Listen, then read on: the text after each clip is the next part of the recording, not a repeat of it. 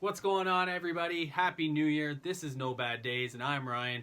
Today, we're going to discuss resolutions and making change in our life for the positive. We're going to discuss some ways to set ourselves up for success to make this a special year. Hope you enjoy. Resolutions. They're a tricky one. I know for myself, every resolution I've set, 100% of them, I've failed at. I'm not afraid to admit that. Resolutions are an easy one to be unsuccessful with because there's nothing really attached to it. They're goals we set at the beginning of a year, often, on some wild, whim of excitement following the holidays and stuff like that, whether it be weight loss or some physical changes or some other drastic changes in our life. But no accountability. If I'm not successful at them, it was easy to throw aside as just another New Year's resolution. But I have succeeded at some other goals in my life. So that's what I want to talk about today. How do we make those changes and set those resolution and goals and set ourselves up for success? So first and foremost, we've got to be willing to make a change. All that is kind of having an idea of a goal and saying, yes, I can do this. Second part is making a decision, setting up a plan of attack to how you are going to achieve and be successful at that goal. And third, getting started. That's the hardest part, is actually getting out there and doing it, putting it into action. And then, so I can kind of start it right off. What is your goal? I know for me, short-term goals are the most successful. They're ones I can see results from that keep me motivated to set myself up for another one. I need to have some successes, as I've had a lot of failures in my life. I can take the failures, but I need to see that success. So short-term goals for me coming out of treatment, it was to do 90 AA meetings in 90 days. And, that could be any goal for whatever it may be, whether it's treatment or, health or physical or anything like that. But for me, that was a short-term goal that I set myself up to do and was successful with. Then the next one for that was to get a job. And I was able to do that.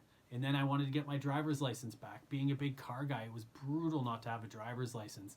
So I needed those other goals to kind of happen first before I could do that. And I made that happen. So I set myself up, short-term goals, seeing that success, feeling good about it, and that's how I do everything. It's one day at a time. Sometimes it's 1 minute at a time, but I get those things done. And I have my daily goal is to go to bed sober, and that's something I've been able to be successful at for over 1,500 straight days. So I have short-term goals. I succeed at them, and that's what keeps me motivated for the next one. Why are you making this change? And another big question is, who are you making this change for? Because I will tell you from my experience, unless you are making this a change for you, then you're not going to be successful with it. It can't be for anybody else. It can't have any stuff connected to it in the sense of, if I make this change, so-and-so will love me. If I make this change, this will be able to remain in my life or will come into my life. The change has to be for you. It has to be a positive change. It has to be chosen by you and set up by you, so that you can hold yourself accountable. You can't blame anybody else for it. You can't say, you told me to do this. How did you expect me to succeed? It's got to be your goal, and it has to be for you. Another big part about that is who's keeping you accountable. I used to set these goals for myself when I was still in active addiction. And, I'd be like, I can do it. I can just willpower it out. I can power through this. I don't believe in willpower. Willpower is not a long-lasting thing. It may work short-term, but anybody that tells me willpower works, there's a good analogy I use is, next time you have diarrhea, willpower it away and let me know how that works for you. So, it's got to have somebody hold you accountable. I used to, again, when I was out there, I would, try to use family or friends or yes men, in my life that I could manipulate and or that were enablers or codependent and things like that, that it kept me in active addiction because I had nobody to actually keep me accountable, nobody to call me on my BS, and at the end of the day, it didn't have the same repercussions it did when it was somebody else. So having somebody from outside your regular day-to-day life to hold you accountable. So whether that's a mentor, a boss, a sponsor, whatever aspect of your life, somebody that's going to hold you accountable, call you on your BS, but also be there to support you and lift you up. So that's a huge part of it as well. As we dive deeper in, are your goals realistic? This is a huge part of it. I know at the beginning of a year, it's easy to set ourselves up for these huge, lofty goals. But they got to be realistic because there's something that psychologists talk about, especially when it comes to New Year's resolutions. It's called false hope syndrome. We're riding this high wave, we're on the pink cloud, and we're setting up these lofty, lofty goals that we're just not going to be able to achieve, whether we don't have time, we don't have the resources, or we just don't have the plan to put it into action. So setting realistic goals. Setting unrealistic goals is setting myself up for failure. And if I have enough failures, I'll start to believe that I cannot change. When I was in active addiction, I remember sitting there and thinking I was digging myself out of these issues and digging myself out of addiction, when all I was doing was digging myself deeper and deeper in and just planting myself deeper in it. And then it got to the point where I didn't believe I could change, and I had given up hope.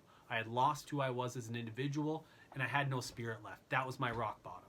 And I can't let myself get to that point. So they have to be realistic goals. Yes, like I said, I can fail at them, but I have to have these goals that I know I can achieve. And they may take a little bit of time, but the realistic goals. You have to take one step forward and not two steps back, ultimately, is what I'm trying to say here. And then, when you have those failures, there's shame, guilt, and all this stuff connected to it. So set yourself up for success. Realistic goals, short-term goals. A big part about that is setting up a plan. There's that saying, failure to plan is planning to fail. So having a good plan laid out. So like when I started this video program, for instance, I didn't really have a plan. I just kind of started. I had a camera, and I knew that I could do something with it. I had a story, and I kind of ran with that. That was great for the first episode. But as I kind of watched it back, I was like, okay, I'd like to change this. And I had to set up a plan. So everything that I do now has a plan attached to it. Whether it's how I set up the camera, how I set up the lights, acquiring new equipment, ability to keep leveling up the channel and bringing better content. So I had to put together a plan, and I put that into action today. The next big part is starting. And when should I start? Now. And realistically, if I'm thinking about this and looking back on it, I probably should have started yesterday. There's no better time to start than now. And you can't keep giving yourself, or I can't keep giving myself excuses on why I can't start today or when I'm going to start in the future. Now is the time. If I'm thinking about it, it's on my mind, it means something's going on, and I need to start now. The reality is I should have started yesterday, should have started a week ago. Now's the time to jump into it. I'm a strong believer that the universe knocks on our door when something needs to change. And if we don't answer, it's going to continue to knock, and it's going to get louder and harder until it drops us on our head, until I finally come to this realization, I need to change. And that's what happened to me. It got so bad that I couldn't take it anymore. And that's what had to happen in order for me to make change. It doesn't need to be that bad. It doesn't need to be that dramatic. But if it's things like, I want to be physically stronger, then get up, do some push-ups, start now. There's no excuse to starting tomorrow. There's no excuse to need to start Monday.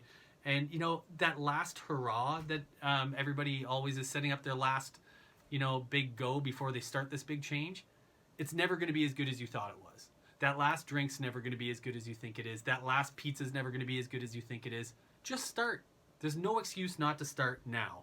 And that's the hardest part for me, was these constant excuses. I have tons of excuses on why I can't do things.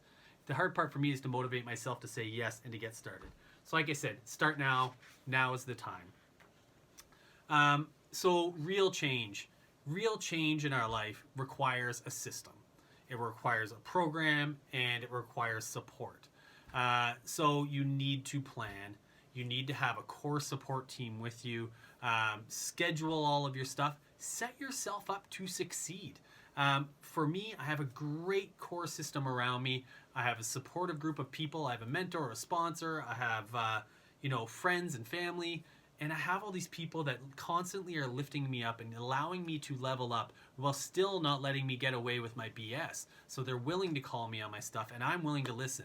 Now that's, it goes both ways, They count on me to do that same thing for them. One of the hardest parts about real change, and I say real change, I'm not talking about, I'm going to wear some different clothes. We're talking core changes in our lives, is patience. This big change in our life doesn't happen overnight. It takes an ultimate shift in all affairs of our life. So if we want to change how we eat, for instance, you can't just eat a little bit differently. You have to change the way you're living your life and the way you consume food, the relationship with food and things like that. These are big changes, and they do take a lot of work. So don't expect it to happen overnight. You're not going to drop 10 pounds overnight. You're not going to instantly be able to put down the bottle overnight, but you can begin now, and you have to take time. So in the beginning of sobriety, for instance, yeah, you can put the bottle down, but you don't have recovery. Recovery is a whole different thing. So it takes time to find that recovery. It takes time to find that joy and happiness you see everybody else with that's got, a month, 6 months, couple years under their belt. It took time.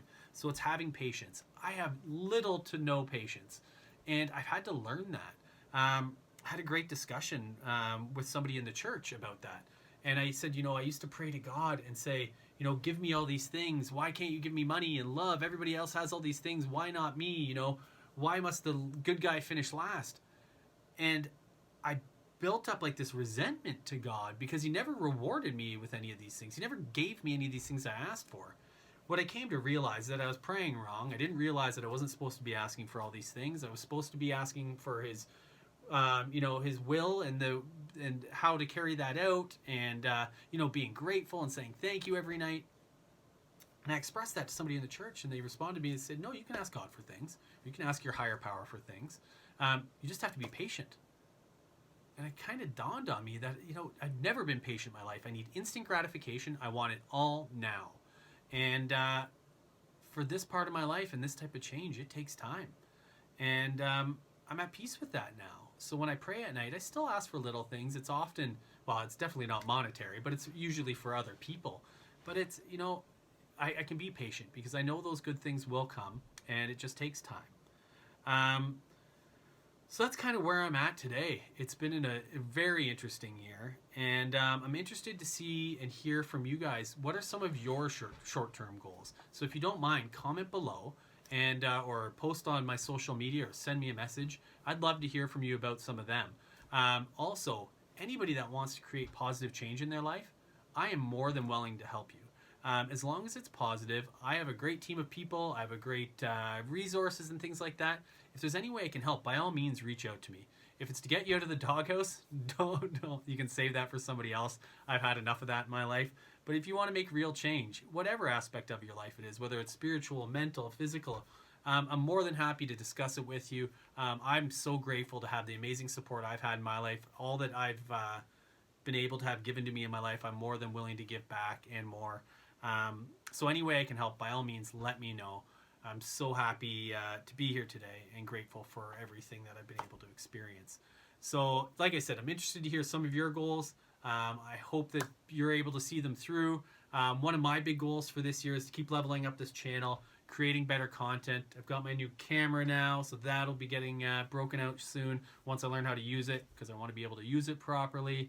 Trying to level up every aspect of my life. So I'll tell you, one of my goals was that for this month was to read 2 new books. I'm not a big reader, so that's a huge thing for me. And I had some physical goals, and I was going to start them on the 1st.